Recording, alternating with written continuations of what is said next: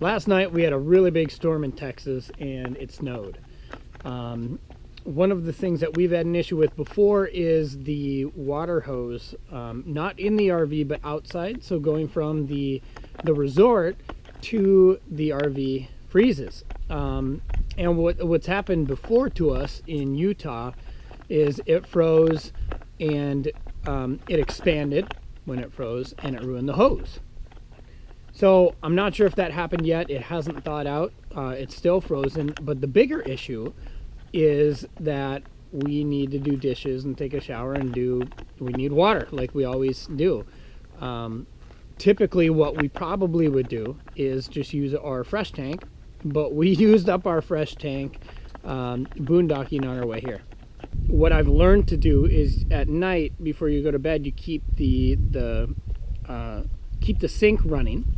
And when you keep the sink running, it doesn't allow it to freeze. Well, it got so cold last night, it got down to about 22 degrees and it froze solid. So one of the things that I'm going to do, I can't take the hose off because it's frozen. So I'm going to try something. It may or may not work, but I'm going to take a blow dryer not to the whole hose because it's 25 feet and that's just ridiculous. But at the connections, I'm going to go ahead and warm them up and see if I can undo the hose from the RV and from the faucet, bring it inside where it's going to warm up, and then I'll be able to hook it back up and we'll have water. So let's give it a shot.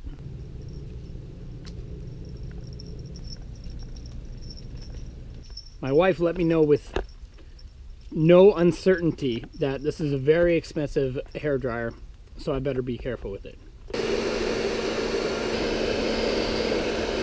It looks like it's working, so we'll keep at it. I think it worked. It worked. So I got this off.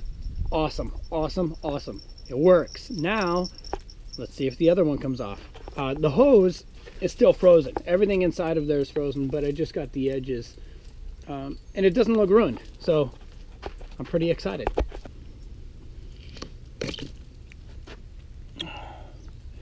I don't think that's a good sign. Yeah, that definitely is supposed to be in there.